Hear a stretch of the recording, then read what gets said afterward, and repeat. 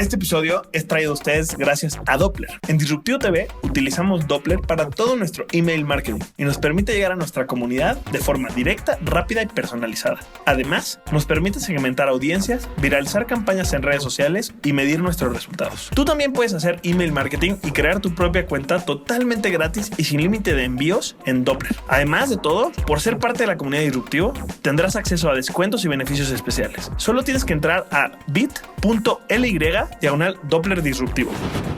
Hola, bienvenidos y bienvenidas a Mujeres de Cambio, de Disruptivo TV. Yo soy Jimena del Cerro y en esta edición te voy a presentar a Janine Warner, fundadora y directora ejecutiva de Sembra Media, una red de información sobre medios independientes en toda Latinoamérica, pionera de medios digitales de información. Janine nos habla sobre sorprendentes cifras de equidad en la industria mediática y de la reciente cobertura del acceso legal al aborto en los medios.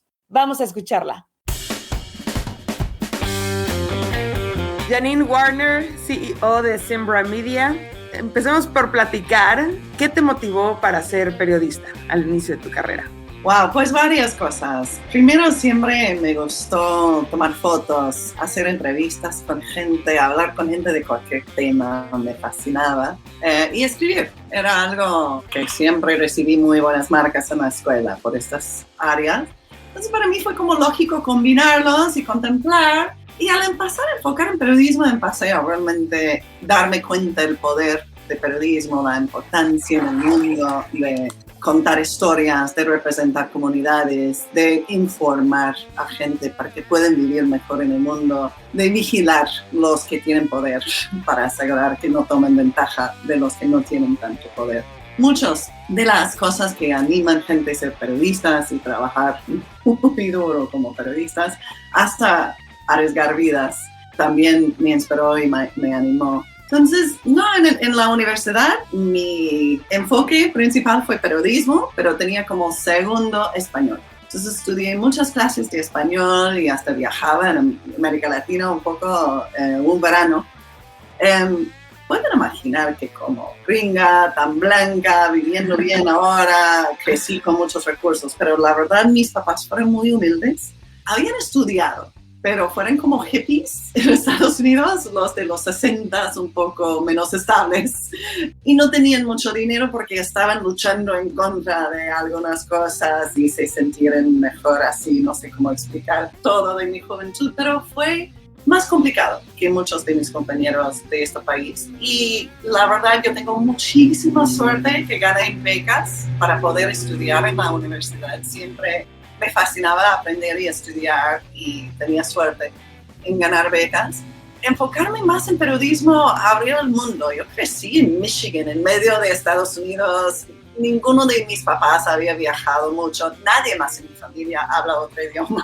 Soy muy rara en mi familia. Pero me fascinó este mundo que abrió entre español y periodismo. Y después de estudiar en Massachusetts, fui al norte de California y empecé a trabajar en un periódico pequeño en el norte de California, un poco al norte de San Francisco, un periódico en inglés, por supuesto. Pero yo llegué a ser la primera periodista en este pequeño periódico que hablaba español para poder hacer entrevistas con la comunidad inmigrante que iba creciendo en esta área. Eso fue hace muchos años. Yo terminé la universidad en 1990. Entonces fui a California así joven, inocente, con un deseo de informar comunidades y empecé a escribir para un medio destacado en este país, aunque pequeño. Había ganado un Pulitzer y el editor fue un mentor increíble en mi vida. Pero después de 2 años trabajando con él, con mucho amor y historias muy interesantes de la comunidad, yo digo, un 20-30% de mi trabajo empezaba a ser en español. Más entrevistas, más cobertura de los que trabajaban en fincas en esta área, de los problemas y oportunidades que tenían. Y después de un par de años de esto, me di cuenta que los hispanohablantes necesitaban más la información que los gringos leyendo el periódico en inglés. Y como 2 años y pico después de empezar a trabajar en este periódico en inglés, tenía la idea loca, joven, de lanzar un medio para informar a la comunidad de habla hispana en esta área. Con un amigo de México cofundamos un periódico bilingüe. Publicamos en inglés y español para abrir lectores en ambos idiomas, aunque mayoría fueran latinos. Y por 3 años manejamos este pequeño periódico, creciendo en audiencia, mucho apoyo de voluntarios, mucha dedicación de gente, historias con impacto. Escribimos de educación bilingüe, escribimos de inmigración, por supuesto, leyes laborales y cómo son víctimas muchas veces de maltrato y abuso en fincas y otros lugares. Escribimos de fraude y tratamos de informar a una comunidad en que notamos la necesidad por info muy básico en muchos casos, que me inspiró desde joven ver que yo gané una beca y por eso tenía la suerte de tener una carrera tan interesante, y otros por falta de información básica estaban sufriendo mucho. Me inspiró, me animó a querer llenar este hueco de información con un periódico bilingüe. Pero después de 3 años y tanto éxito y logros, tengo que confesar que como negocio fue un fracaso completo. Y aunque ganamos un poquito en publicidad y recibimos muy pequeñas donaciones aquí y allá, realmente fue un esfuerzo de voluntarios que al final tampoco teníamos recursos para vivir bien por muchos años en este modelo. Y terminé este lindo trabajo tipo 95 y empecé a escuchar esta palabra Internet. Viví en el norte de California, donde gente empezaba a hablar de Internet mucho antes que otras partes del mundo. Es difícil imaginar ahora a todos que han crecido con Internet como agua, pero para mí Internet fue una revolución en mi carrera. Yo empecé mi carrera con máquinas básicas y llegué a... Máquinas de escribir. Sí, teclador manual. Es como empecé en la universidad, escribir historias. Algo que me puedo imaginar ahora. No digo que no empecé a usar computadores antes y ya tenía un compu en la universidad, pero no tenía internet, no tenía móvil. Empecé como periodista usando fax para confirmar hechos y recibir documentos.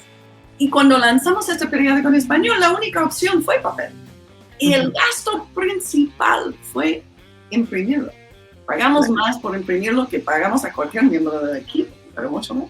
Entonces, cuando dejé esto, y confieso que sufrí como 6 meses deprimida, fue como perder mi hijo de trabajo, ¿no?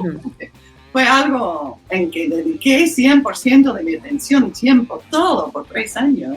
Tener que cerrarlo, despedir gente, dejar lectores, fue para mí una crisis de carrera con poquitos años, 20 y pico años.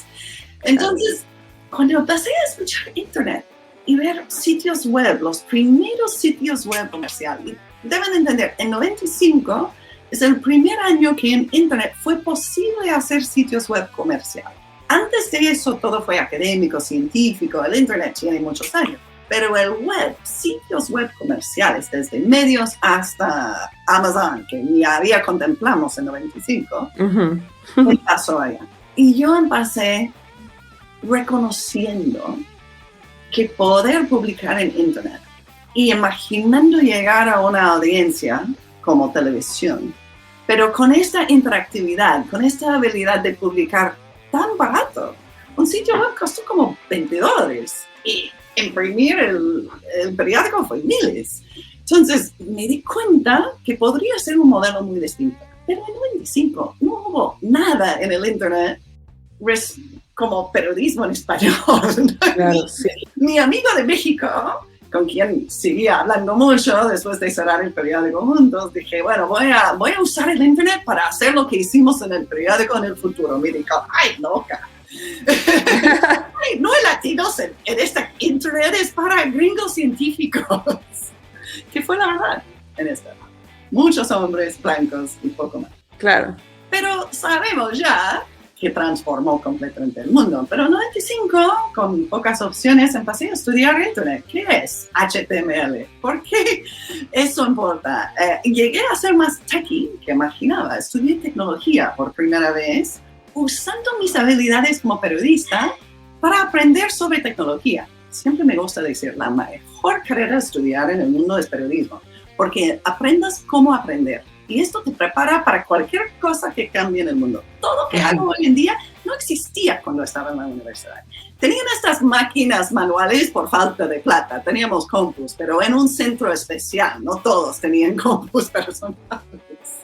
Entonces, claro, ahora es tan obvio, pero en esta época no. Y lo que puedo decir, los jóvenes como tú y otros para el futuro, es que va a seguir cambiando más rápido que puedan imaginar.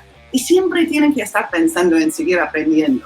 Entonces, en 95, aprendiendo era aprender HTML, empezar a diseñar sitios web y darme cuenta que muchos que sabían hacer eso no sabían cómo escribir de esto, que empecé a escribir artículos sobre diseño de sitios web y de estos libros. Uh-huh. Y si ves mi biografía, que he escrito 25 libros, parece muchos, pero fueron libros de tecnología que duraban 2 años y ya tenía que reescribir otro o evolucionarlo. Entonces son muchas versiones de instrucciones y recomendaciones y buenas prácticas de usar el Internet. Y pasé años en esto y escribiendo libros mientras hice otras cosas. Y hay diferentes tipos de emprendimientos. Hay medios, como estudiamos y trabajamos mucho, que tienen líderes y contenidos y tecnología, una mezcla de cosas.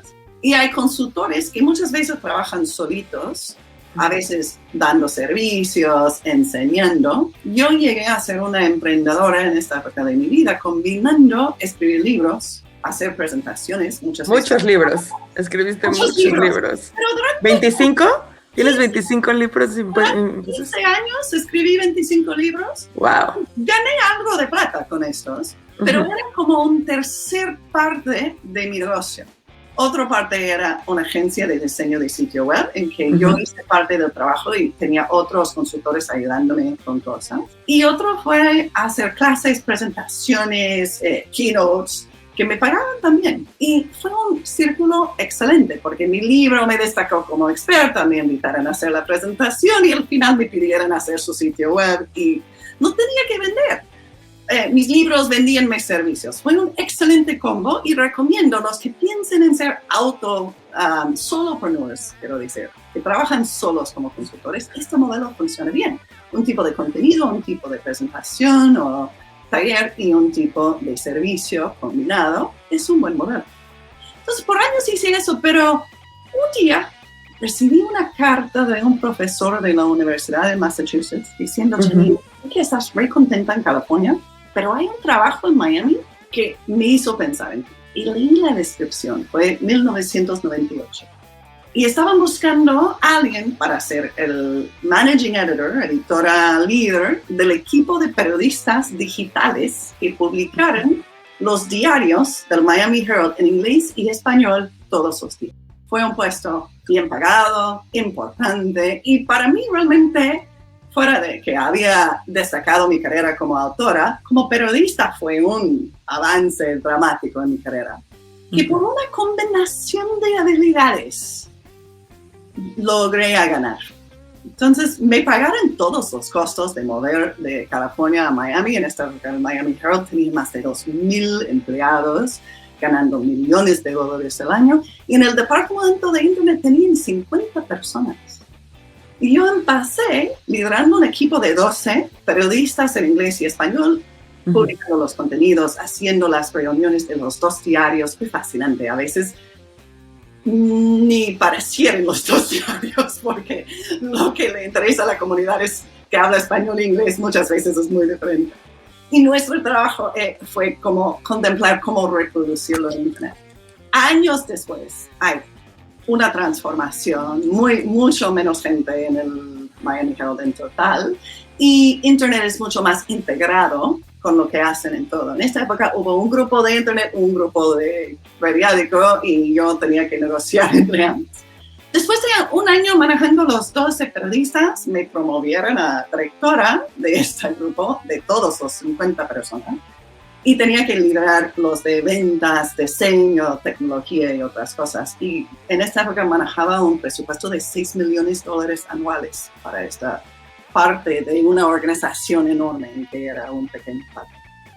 Hice eso por un par de años y me buscaron de una compañía que se llama CNET, que en esta época estaba ZDNet también. Bueno, no, nombres cambian con el tiempo, pero Fue un sitio web nacido en San Francisco para cubrir tecnología. Escribieron de videojuegos, de compus, de móviles, de todo. Y esto fue como 2000, 2001. Y estaban buscando a alguien para liderar sus equipos en portugués y español, basado en Miami, básicamente reproduciendo y extendiendo el contenido en inglés para estos mercados en portugués y español. Y finalmente acepté, en parte, porque me di cuenta que en el Miami Herald probablemente iban a empezar a despedir gente, que hubo problemas financieros, porque yo era al nivel de saber de la salud financiera de toda la organización, y vi que aunque estábamos creciendo un poco en digital, el diario estaba cayendo dramáticamente en ingresos. Y por eso iba a hacer cortes y reducciones. También estaba frustrada que, como muchos, yo creo que en esta época trabajando en diarios, tenía ideas que no fueran posibles, no fueran bien recibidos por organizaciones tan burocráticos y históricos. Entonces dije, bueno, voy a CNET y puedo jugar un poco más con tecnología y explorar más de América Latina y quizá contratar más gente, porque en este momento ellos estaban creciendo. Lo que nadie sabía cuando hice este cambio del Miami Herald a CNET es que el Internet, si no sabes la historia bien, creció muy rápido en las 90s hasta 2000, cuando hubo increíbles historias de gastos por millones de inversión.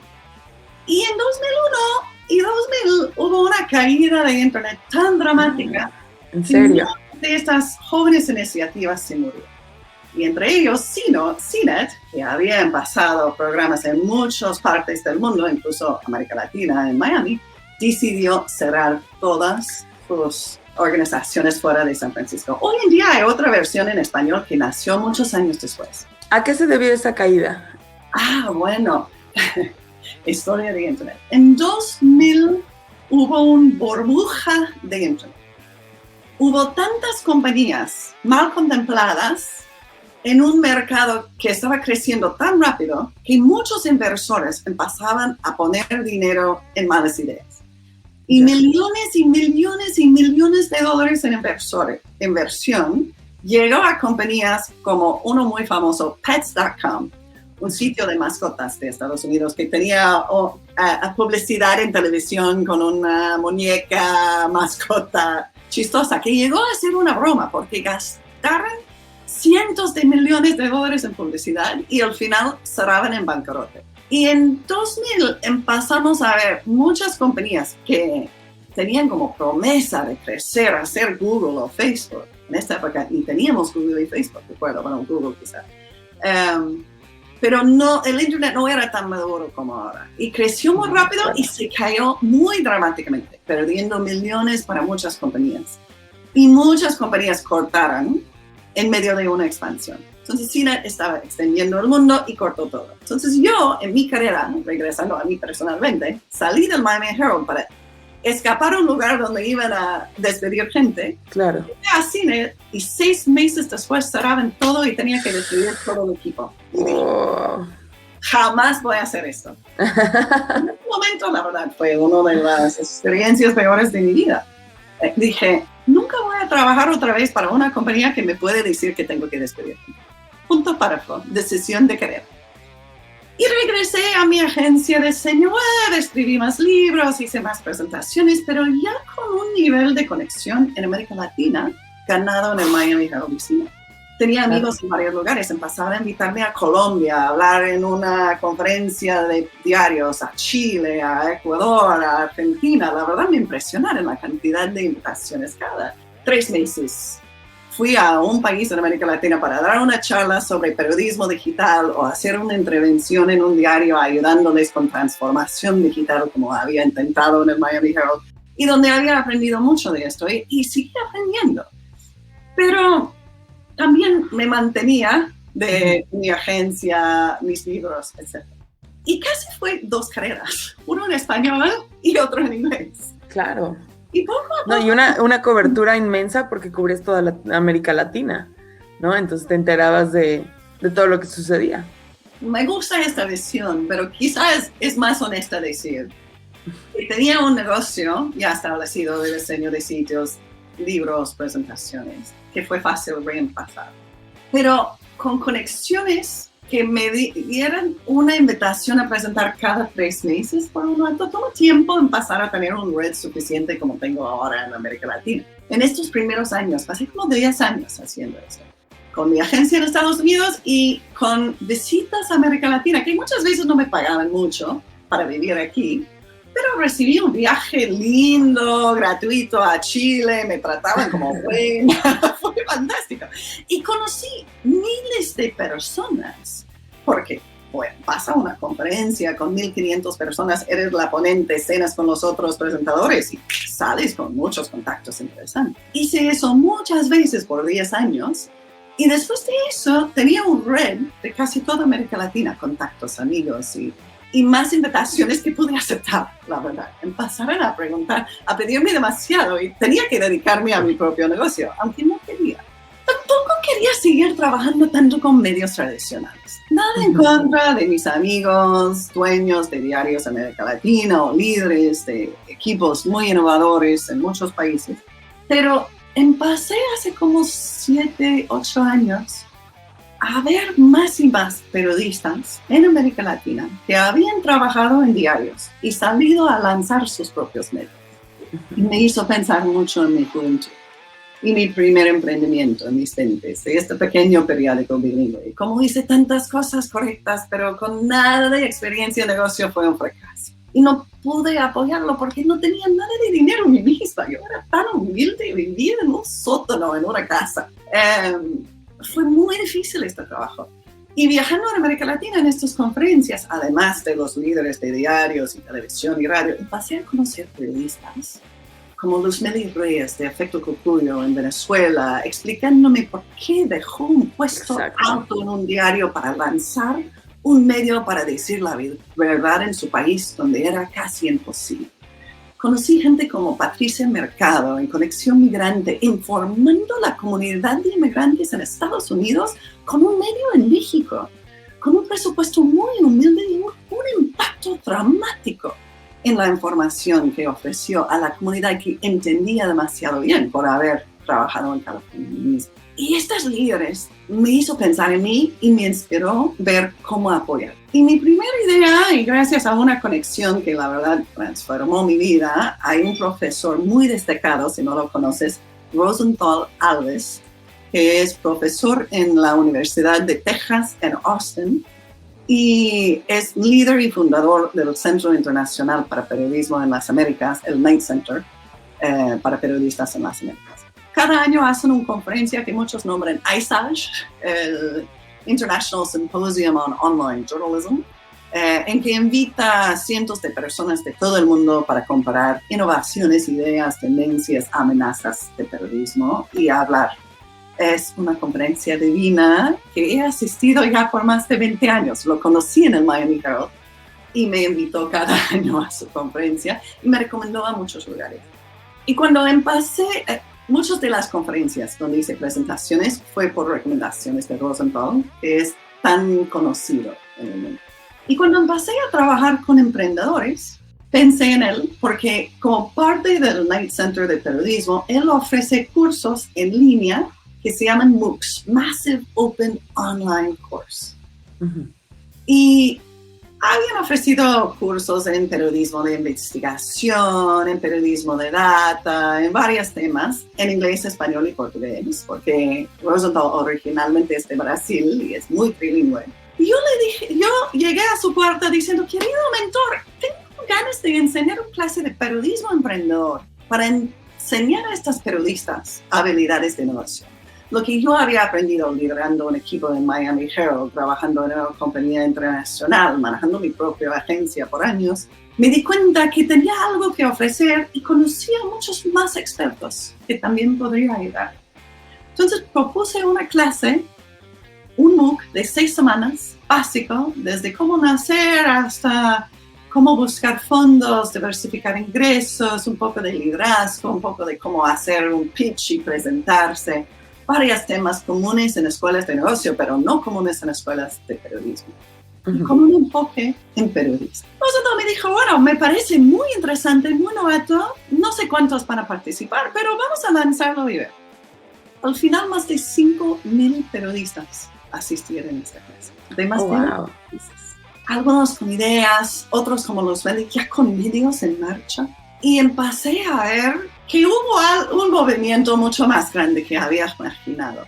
Y empecé a contemplar cómo dedicarme solo a esta comunidad. Y me tardó un par de años contemplar un modelo de una ONG que dependía en dinero de organizaciones donantes principalmente en Estados Unidos y Europa para apoyar a medios en América Latina, con un equipo en América Latina para América Latina.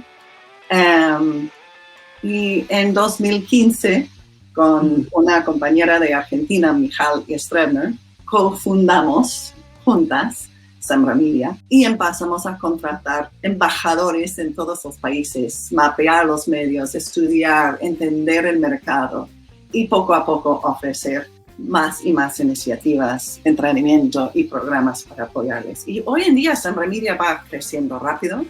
Y creo que parte de esto es porque no es mi primer emprendimiento. Es un ONG, pero es un emprendimiento. Y he visto muchos emprendedores exitosos decir que el primer emprendimiento es para aprender y fracasar y el segundo es que no tengas más éxito. No todos sufren lo que sufrí, pero es bastante común. O por lo menos tienen que evolucionar y cambiar un poco su modelo en el camino, no es lo que esperan desde el principio. Entonces, bueno, cuento esta historia más personal para ayudarte a entender un poco más que para mí Sembra Media, lanzarlo, liderarlo, trabajar como co-líder con Michal, que también ha sido fascinante. Somos muy diferentes, pero muy alineadas. Y Sembra Media beneficia de los líderes de una manera que muchas organizaciones no. Pero es una tendencia que hemos visto en muchos de los medios con quienes trabajamos. Hoy en día representamos casi 1,000 medios independientes, nativos digitales, nacidos en Internet. Y para ser parte del directorio de medios en Sembra Media, donde contamos todos ellos, tienen que calificar.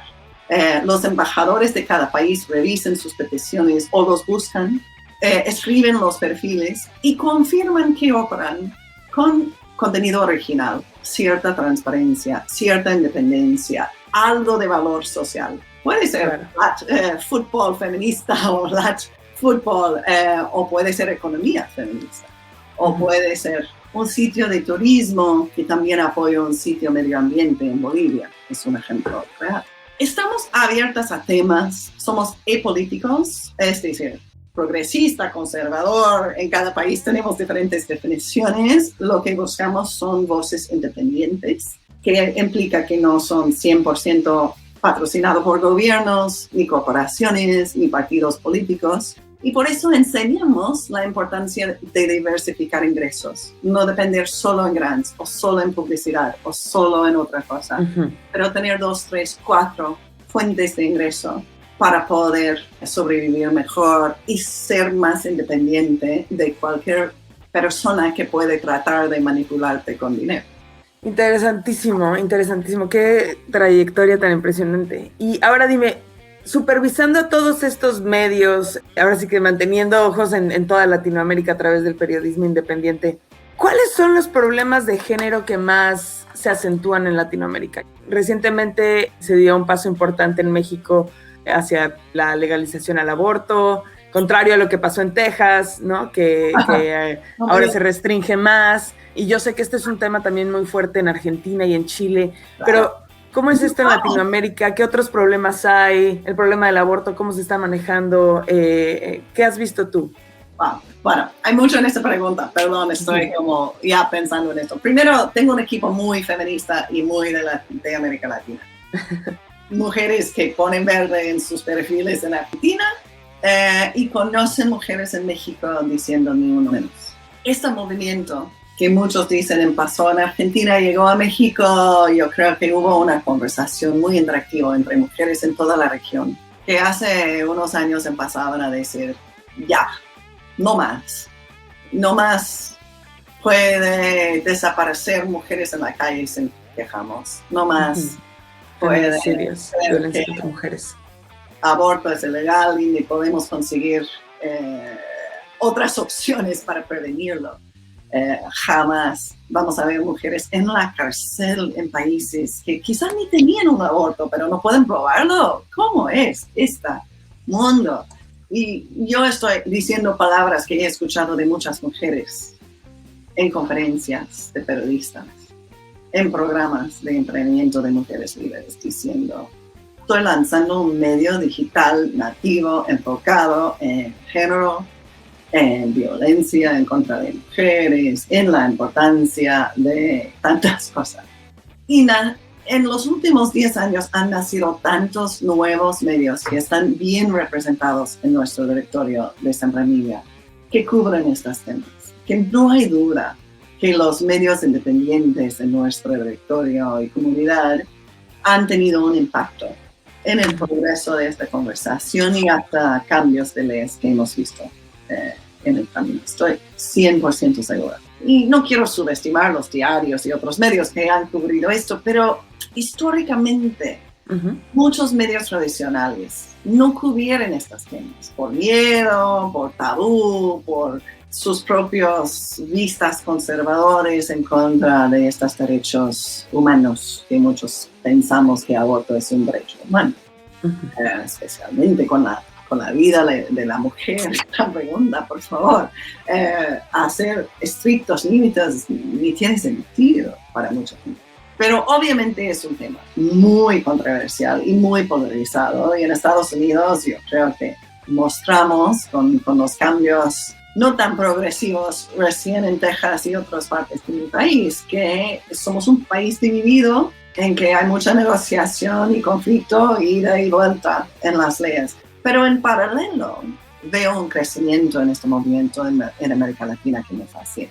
Y cuando estudiamos los temas que cubren estos medios, notamos una alta incidencia de temas relacionados a mujeres, también las comunidades gay, LGBTQ+, y otras comunidades que muchas veces no son bien representados en diarios, son los temas más comunes entre los medios con quienes trabajamos. Porque muchas veces los periodistas que están lanzando estos medios lo hacen para cubrir historias que otros no cubren, para cubrir comunidades que otros no cubren, para informar comunidades que tienen una falta de información, como los inmigrantes en mi país.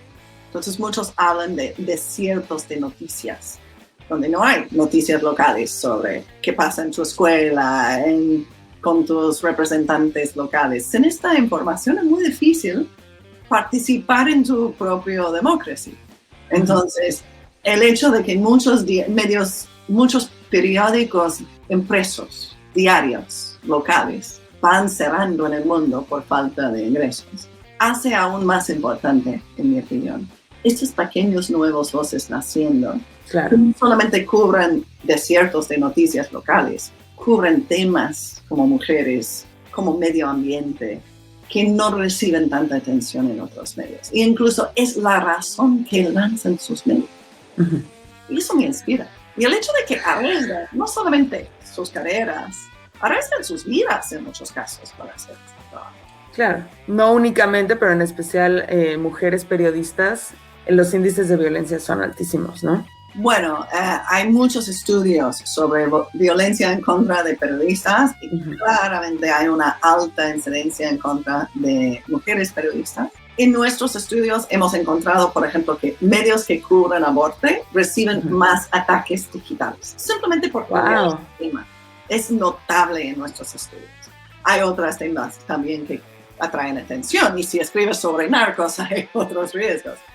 Hay varios temas arriesgosos entre los que cubren, pero aborto es uno muy notable en nuestra research, en nuestras investigaciones de miles de medios. Wow. Dicho eso, son periodistas innovadores, explorando nuevas maneras de contar historias también.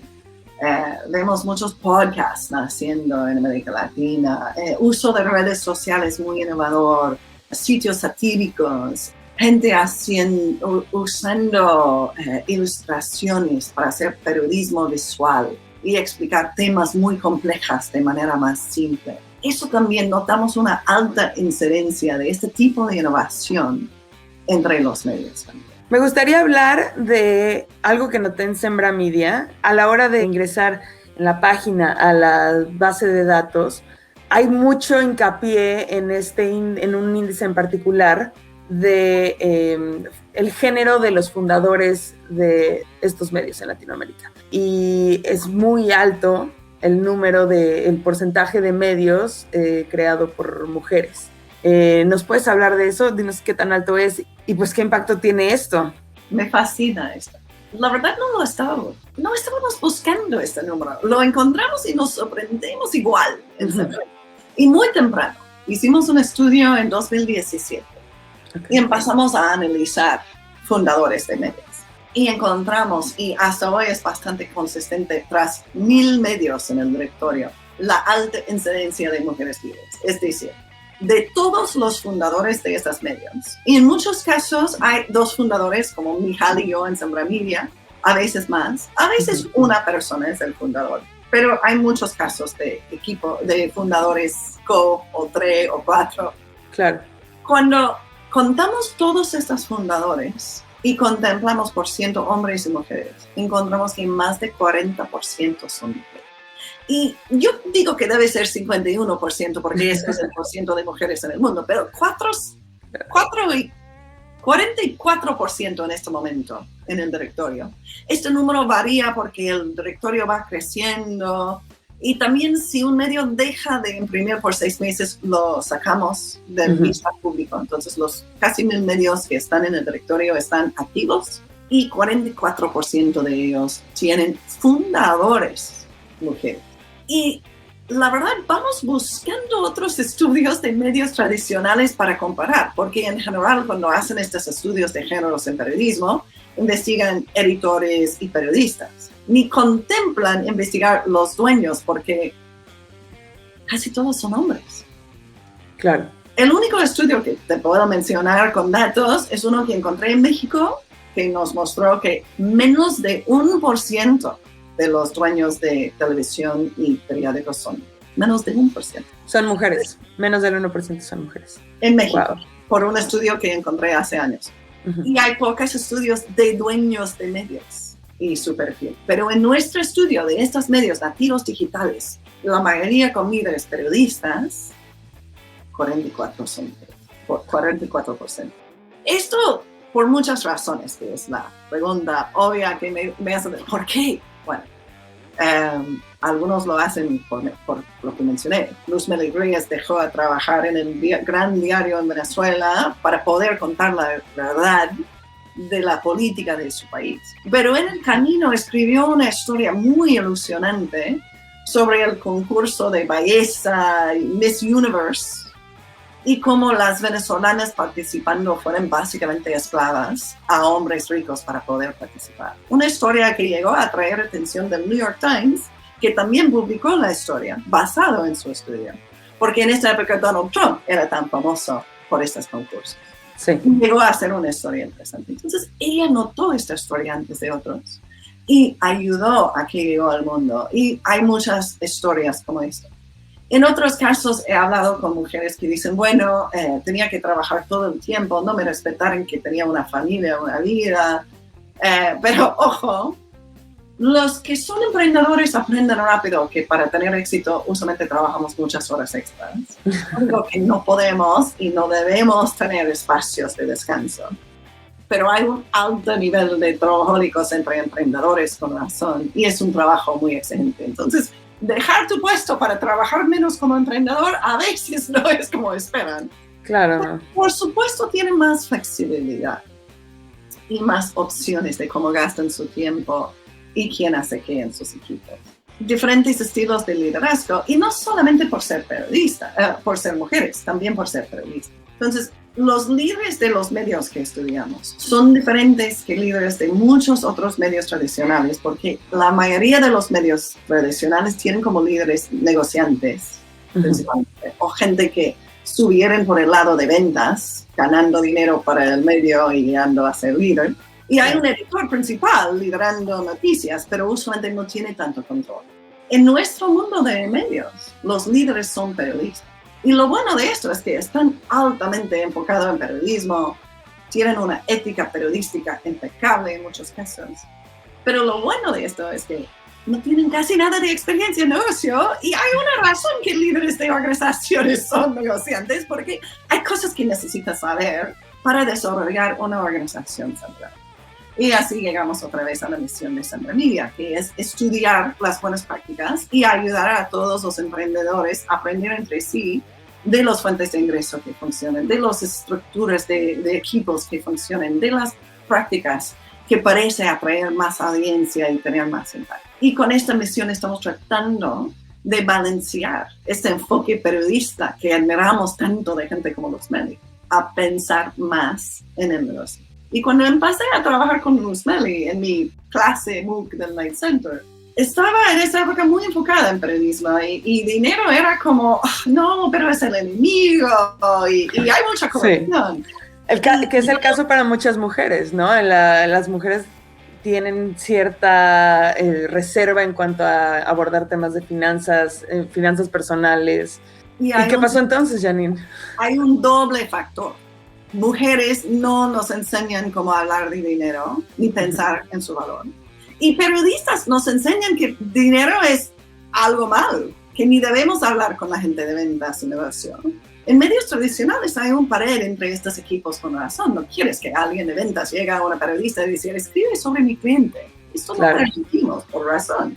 Y ponemos esa pared por una razón. Pero hoy en día esta pared tiene que evolucionar y tenemos que trabajar de manera más colaborativa, especialmente en estas nuevas organizaciones con líderes periodistas que necesitan gente que sabe de negocio para apoyar. Entonces, años después, Luz Meli ha aprendido esto.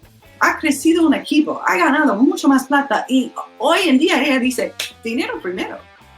Porque sin dinero no podemos hacer lo demás. Queremos pagar nuestros equipos.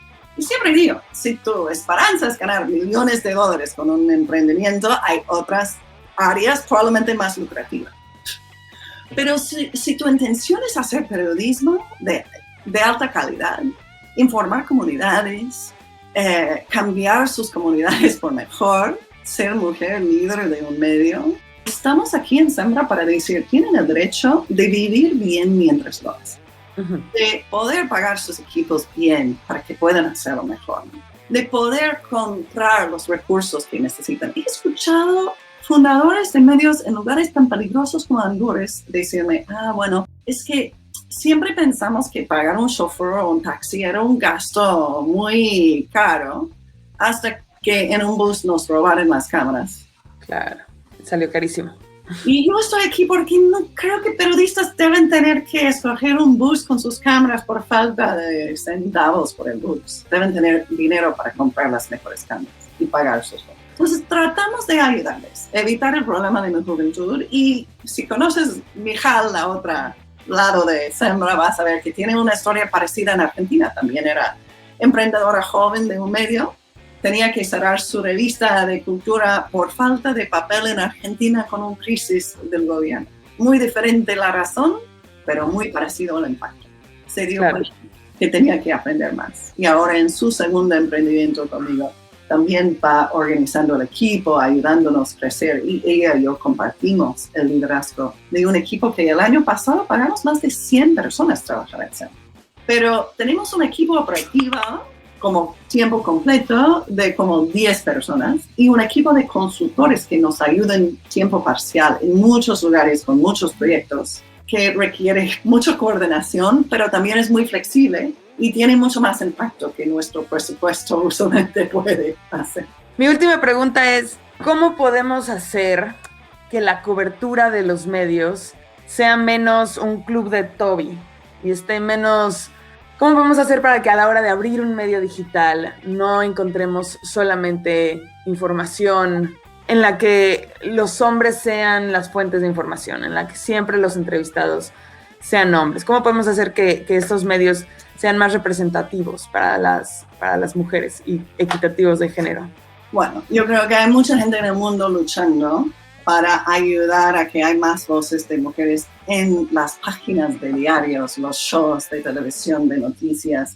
Y en los medios nativos digitales con quienes trabajamos está saliendo casi de manera natural cuando los fundadores incluyen mujeres, escriben más sobre mujeres y temas de su interés y que les afecta.